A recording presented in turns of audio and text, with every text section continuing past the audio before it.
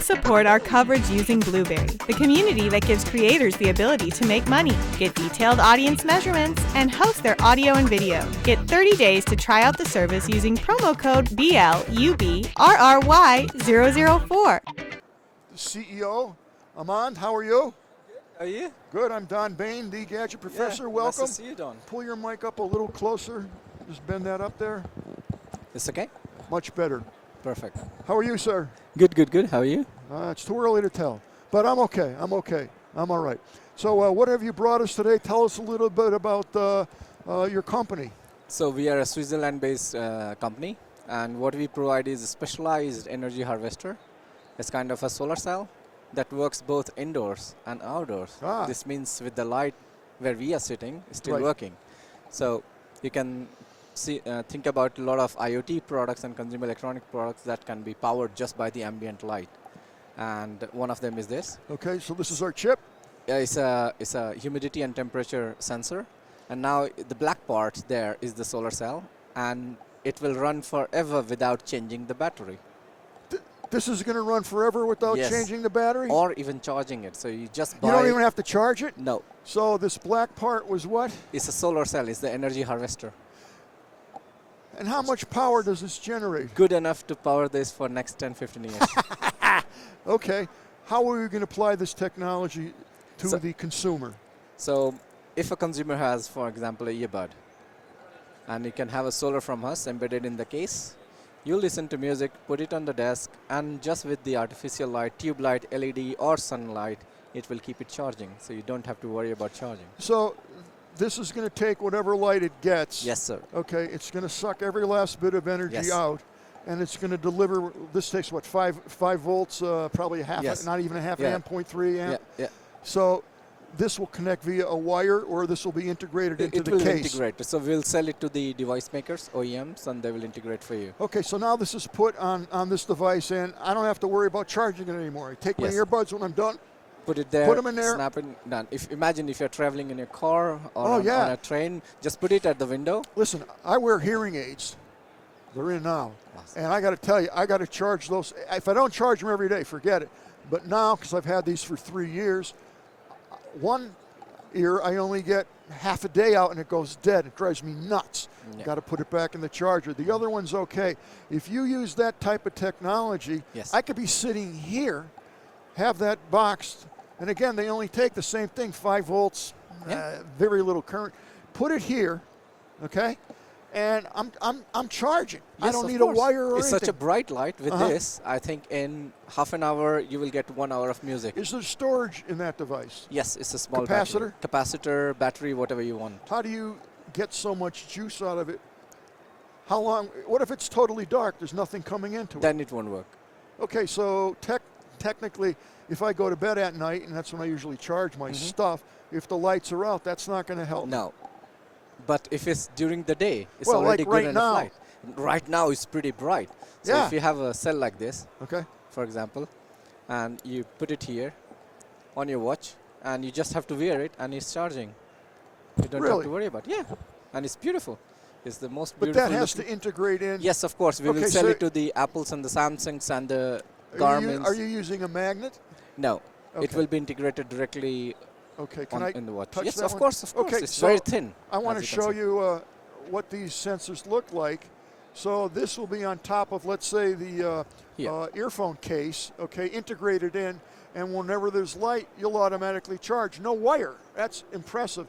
Same thing with this. This can go on your watch, over the face of the watch, and it would have to be integrated into the watch to have that capability. Yes. That would always have to remain on. Yes. Imagine you have fire sensors everywhere here, and millions of batteries are used to power those things. And a lot of IoT devices, sensing devices. That's a very clever device. Everywhere you can just remove the battery. Our vision is to enable a solar on every device and make everyday devices energy self-sufficient. How much current can I generate out of this if there's light all day? So if it's for example, roughly, it depends on the size of the solar cell for sure. But if it's something like this, you can easily get several milliamp hour of charging throughout the day. What kind of current is it capable of putting out? That's current is milliamp hour range, and voltage will depend whatever you want. So we can customize from 1 volt to 5 Can volt. I get an amp? Sorry? Can I get an amp out of that? Yes, if the I size. can? Yes, of course. If the size is big, good enough. It can run a fan at our booth at the Swiss Tech Pavilion here at the CES. Where are you? What booth are you? Swiss Tech. Downstairs. Downstairs. I got to see that. You have actual stuff up and You running? have a fan which is continuously running with this light. DC light? Yes. DC, it puts out DC, of course. Yes. Okay. But we can convert to whatever you want. But its maximum energy is 5 volts. No, or you can make the cell for 25, we can make 30. 20 volts. Okay, no so problem, it's just a needed. function of Yes, of size. Yes, and it's also that's how the solar cells are made. We can make 1 volt to 20 volts, 30 volts, 50 volts, And whatever. it's consistent. Yes. What's the maximum power? Again, I understand the size is going to grow. Yes. You got to get more light to get Yes. more power. I get Yes. that. But is there a maximum on this? Can you get 12 volts, Yes. 5 amps? Yes. Why aren't these on cars? We are, as a startup, we are trying to work with automotive makers. So we are. I mean, to me, that boom. We are in talks with Japanese automaker, an Indian automaker, and a couple of them from Germany. Yeah. Why wouldn't, I'm just curious, would this work? Wouldn't this be a perfect thing for like Tesla to integrate? They're already on electric now. They only can go so many miles per day until you charge it. If I had this, that could be an extra boost. Yes, but the thing is, the technology still need to mature a bit because the traditional silicon is a bit better outdoors than our tech.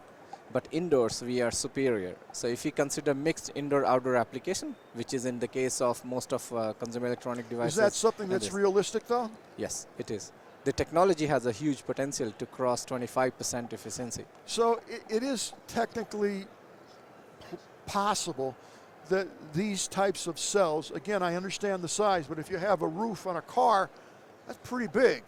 So it's theoretically possible to have this kind of technology on top of a car that would supplement additional power and current to the car. It's possible, but our focus is on the IoT market as consumer electronics. Yeah, the because reason there's a huge market there. Yeah, huge Go market. after the low-hanging fruit. Not really. Actually, it's the better one. You have the higher margin. And just see the finish of it. Yeah.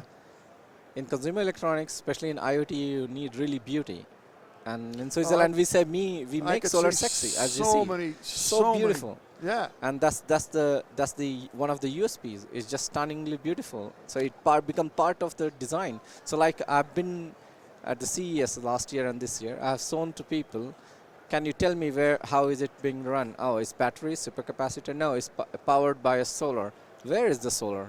And no one can tell me where is the solar. That's a phenomenal product. It just is solar designed around the product, not the product designed around the solar. That's a game changer to me.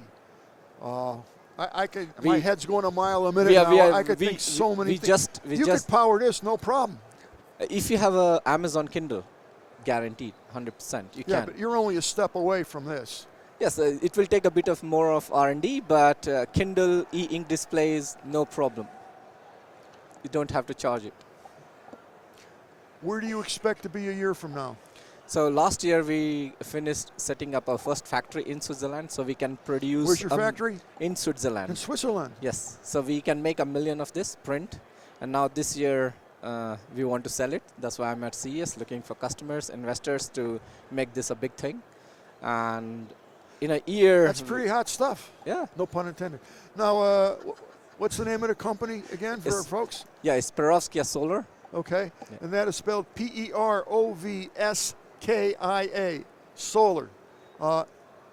Is that your website? Yes, perovskia.solar. Yes, that's our website. Again, I mentioned before, these are the types of companies and new inventions, new research and development. You know, you're looking at this small sensor right now, and let me tell you, this is how it starts. And, you know, I hope 3, 4, 5, 6, 7 years from now we meet again, and I know your company because you're on top of all the cars. Yeah. It could happen. Or it will be on every device on the world. That's awesome. Yeah. I don't know what else to say. It's just fantastic, and I'm glad you came here. Thank you. Thank you. Thank you very much. I really enjoyed speaking with you.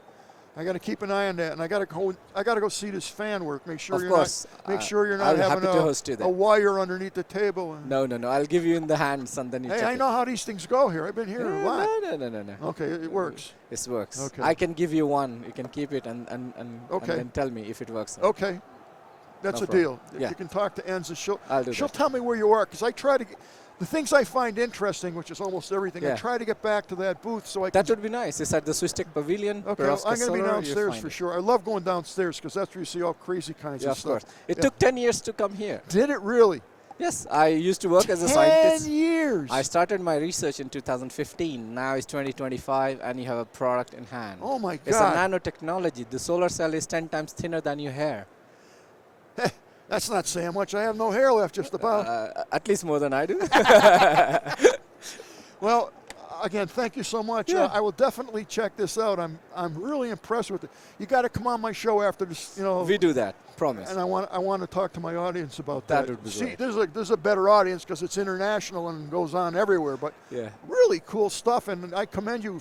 15 years developing 10 that? years. 10 years. Yes. God Ah, God long bless time. you. That's no problem.